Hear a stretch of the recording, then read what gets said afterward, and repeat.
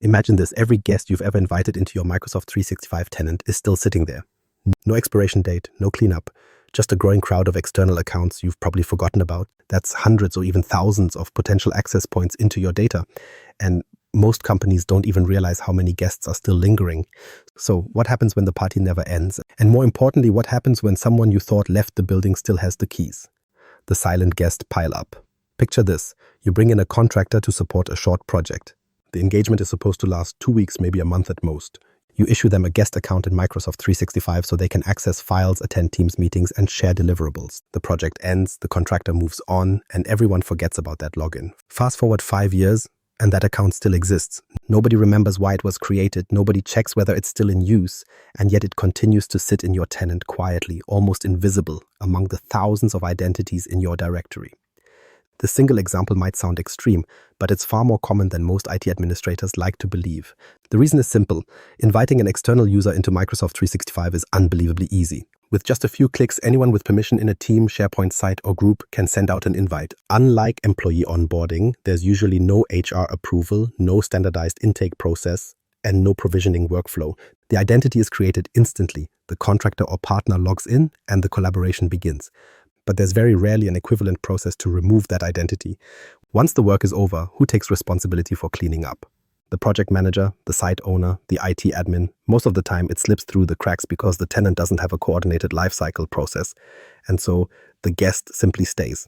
That's where the problem starts to snowball. Organizations typically assume they've got a tight grip on security, password policies are in place, MFA is configured, users are monitored, and reports get reviewed periodically.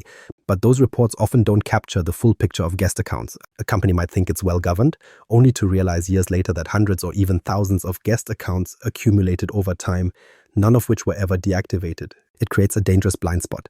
Admins are patrolling the front gates, but the back door was never locked.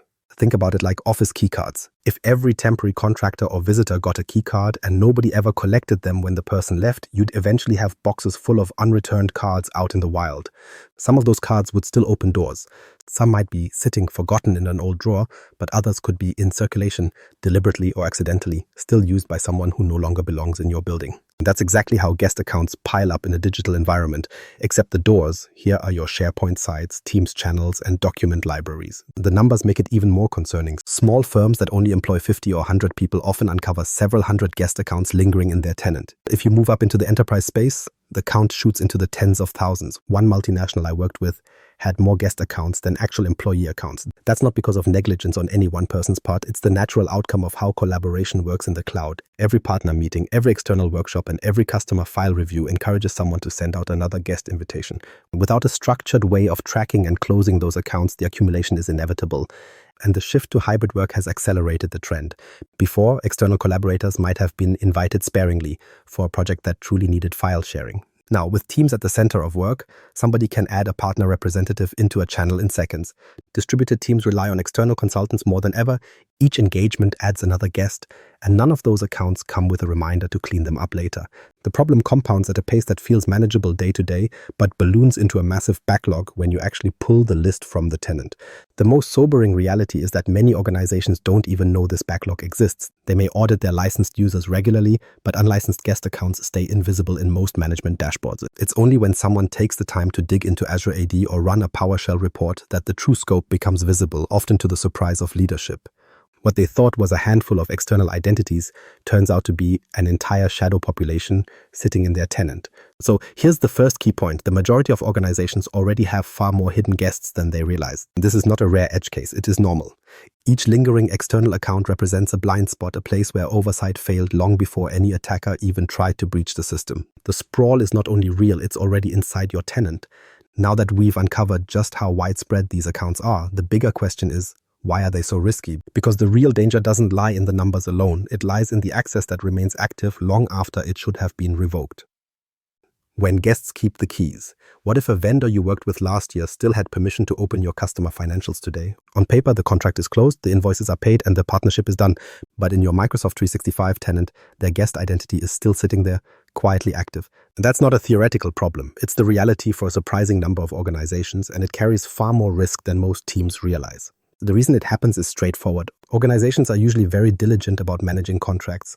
Legal teams track when engagements end. Procurement makes sure invoices are closed. Vendors get notified that the project is complete. But the digital identity piece often slips through the cracks.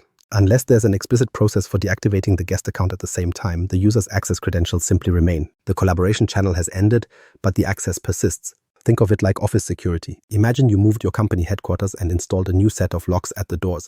You hand out new keys to current staff, but you never actually deactivate the old electronic fobs. Now, any former employee or contractor who still has one can walk right up and get inside. There's no malicious intent required, just the absence of a process to take those rights away. That's almost exactly how forgotten guest accounts function in a modern cloud tenant, and it's a blind spot that grows bigger every month.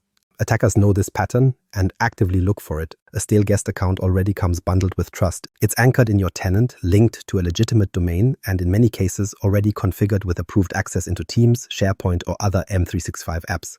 Unlike a typical brute force attack that tries to hammer your front door, these identities are like keys left lying around. If one of them gets compromised, the attacker doesn't need to break through a firewall or bypass detection systems. They can walk in as a trusted collaborator. The danger doesn't even have to come from a vendor themselves. Many guest accounts are tied to personal or external corporate identities. Those accounts may have weaker security postures than your internal ones. Think about a project where a supplier employee used their personal Gmail-based Microsoft identity to join a shared team. If that Gmail address gets compromised later, the attacker inherits the same access into your tenant the vendor once had. The access point is indirect, but it's just as effective. Your environment ends up exposed because another company or even a person's personal account didn't secure their credentials properly. And once that external attacker is inside, the risks snowball. Guest permissions in SharePoint and Teams are often broader than admins think. Perhaps a guest was added to a channel that linked multiple document libraries. Or maybe they were part of a folder that contained not just project files, but sensitive customer details alongside unused drafts. It doesn't take much imagination to see how an overlooked guest could move laterally through resources they were never meant to see. Even a user originally added for a narrow task can find themselves with access footprints stretching far across the tenant. The worst-case scenarios are ugly. A forgotten guest could exfiltrate financial records, siphon customer data, or harvest internal conversations without anyone realizing the activity wasn't legitimate. With access routed through an identity that once had approval, detection becomes harder. Security teams might see logs showing user activity from a known account, not realizing the account should no longer exist. That means the breach detection timeline lengthens and the damage spreads. An external hacker would have to work to bypass MFA or exploit vulnerabilities. A lingering guest makes those steps unnecessary because the trust already exists by design. This is why many experts consider forgotten guests more dangerous than the stereotypical external hacker. Hackers have to prove themselves against barriers put up to defend your environment. Ghosted guests bypass those barriers because they are insiders by definition. They've been explicitly allowed into your tenant at some point in the past.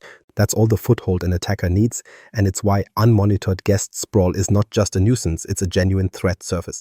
And for organizations with strict compliance requirements, the risks don't stop at security. Once auditors step in, the existence of these accounts reflects a failure of control. The issue goes beyond data safety and ventures directly into legal and regulatory territory. Compliance nightmares no one talks about. You can ace a security audit, walk through every password policy, show that MFA is enforced, and still watch the room go quiet when the auditor asks one simple question: how many external users currently have access to your tenant? That's the moment many IT teams realize they don't have a confident answer. Passing checklists is one thing, but frameworks like ISO 27001 or GDPR don't just care about how strong your passwords are. They care about whether access is controlled, regularly reviewed, and properly revoked. Guests without a lifecycle process cut right through those requirements because they don't just arrive, they stay. ISO and GDPR both take a strict view of user governance. ISO expects organizations to define processes for access rights from creation to termination. GDPR adds an even sharper edge by tying personal data exposure to accountability.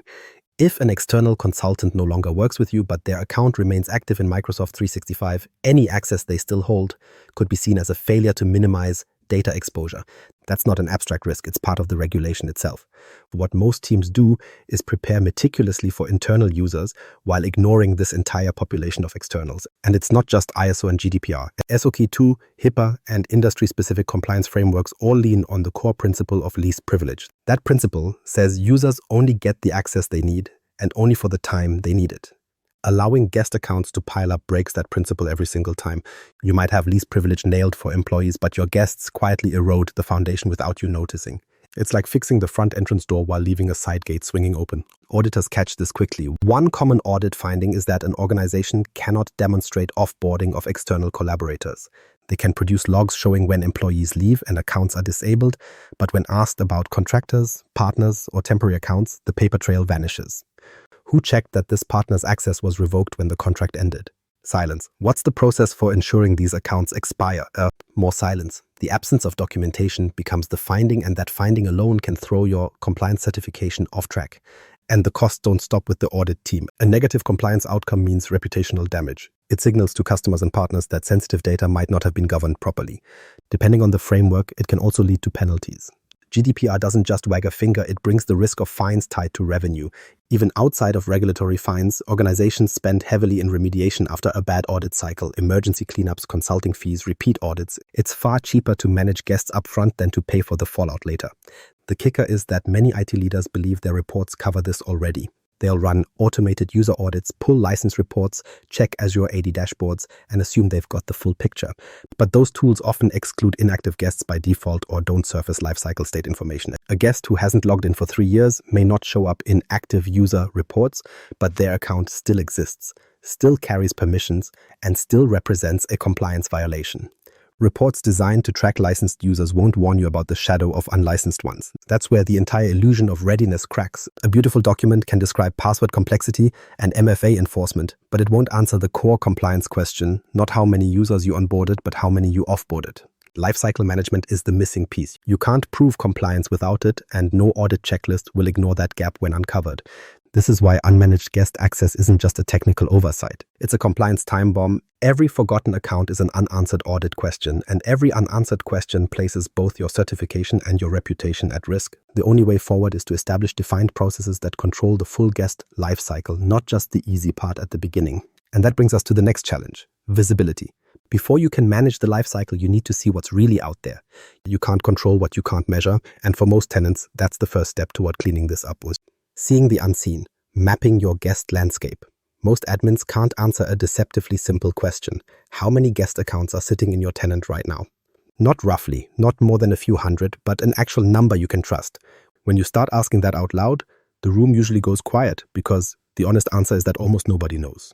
Even experienced admins who live in the Microsoft 365 ecosystem every single day struggle with this. It's not because they are careless or lazy. It's because visibility into guest accounts is neither straightforward nor centralized, and that complexity makes it incredibly easy for the problem to grow unchecked. On the surface, Microsoft 365 gives you plenty of dashboards and reports. You can pull licensed user accounts, check authentication logs, and drill into directory views. But those tools don't give you a clear picture of the guest landscape. The Microsoft 365 Admin Center shows you user accounts, yet it doesn't surface lifecycle status in a way that makes sense for governance. You might see 2,000 listed guests, but it won't separate which are active collaborators, which haven't logged in for years, or which came from old projects no one remembers. That lack of segmentation is exactly why admins underestimate the scale. If the data dump is messy, people stop asking deeper questions and leave unknown accounts untouched. The problem grows even faster inside teams. Any team owner can invite externals directly without needing IT approval. That's by design. Collaboration should be frictionless. But the side effect is what we might call shadow guests. They get pulled in discreetly by project leads, department managers, even line staff running ad hoc initiatives. Those accounts often never cross the desk of central IT. Later, when the project wraps, IT has no idea which guests are linked to which teams. The governance gap widens with every new initiative, and nobody has the master list to prove who still belongs. Active Directory compounds this confusion. If you check Azure AD or Active Directory guest counts, you'll see a big number. But that number reflects identities at rest. It doesn't map to permissions in practice. A guest could exist in the directory, yet hold zero collaboration rights. Conversely, guests with actual access to sensitive SharePoint libraries might look no different in the directory than dormant ones. You can't align the two views easily, and that's where false comfort sets in. An admin might assume directory headcount tells the story, when in reality the story is told in collaboration permissions, group memberships, and role assignments. This gap often reveals itself through scripting. Run a PowerShell audit against the directory, especially with filters to check last logins, guest source domains, or group associations, and you start seeing numbers you didn't expect. A tenant that leadership assumed had 300 or 400 guests suddenly shows 2,500. Another script highlights that some inactive guests still belong to critical teams or SharePoint sites.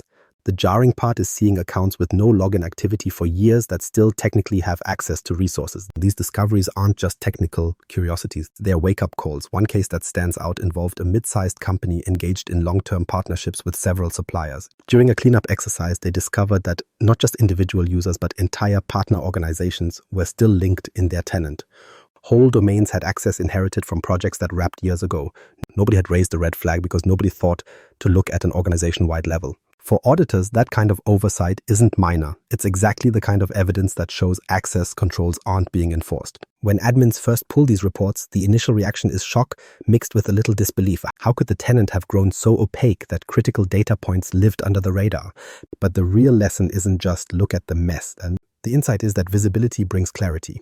Without visibility, you're not just carrying technical debt, you're missing the knowledge that could shape real governance. Every ghost guest in your tenant is both a hole in your security posture and a hole in your compliance readiness. Identifying them is the first shift from reactive firefighting to controlled management. Cleaning them up is only half the battle. The hidden cost of poor visibility is that you can't make strategic decisions when you don't know reality. Security gets planned on assumptions. Compliance work becomes guesswork. Even resource planning suffers because admins spend hours chasing down blind spots that automated visibility would have solved. The moment you map your guest landscape accurately, you gain more than a list of accounts. You gain leverage. With that leverage, you can actually start addressing risk in a structured, sustained way. Once that visibility layer is in place, the logical question is how to make sure you don't land in the same place again. Tracking down thousands of ghosts once is painful enough. Doing it every 2 years is not sustainable. The solution lies in lifecycle processes that keep the guest population healthy without manual audits. And that's where the real transformation happens, moving from chaos to predictable control. From chaos to control, the guest lifecycle blueprint. Imagine if every guest account in your tenant came with an expiration date built in. No manual reminders, no sticky notes on a monitor, no spreadsheets chasing who belongs and who doesn't. Just a simple rule. Access ends when the project ends, unless someone deliberately renews it. That's the core idea of lifecycle management. And it flips the narrative from reactive cleanup to proactive control. Instead of worrying about how many ghosts are lurking, you set boundaries at the very start.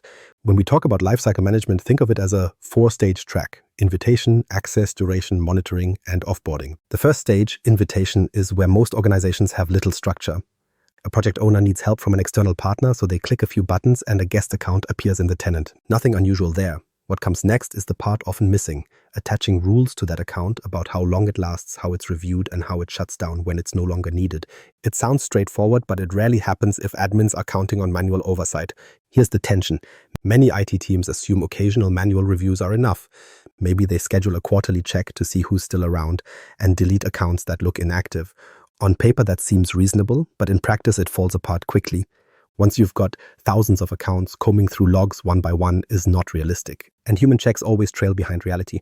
By the time you discover a guest that should have been offboarded, they've already had weeks or months of unnecessary access. Manual reviews aren't just inefficient, they create lag, and lag is where risk accumulates. Automation solves that problem. You can configure tools that set time-limited access at the moment of invitation. If someone adds a contractor for a 3-month engagement, the system can automatically place an expiration on that account. At the end of those 3 months, access stops unless someone explicitly recertifies it. That last part matters. Forcing an affirmative renewal means the account doesn't drift on silently. If the project really continues, the owner can extend the access with an approval. If not, the account ends right there without IT needing to remember. Imagine the same scenario we discussed earlier, a short-term contractor. In the old model, their guest account lingers for years after they leave. In the lifecycle model, that account dies automatically unless someone goes out of their way to keep it alive. The difference is accountability. No more mysteries about why a 5-year-old guest still has access.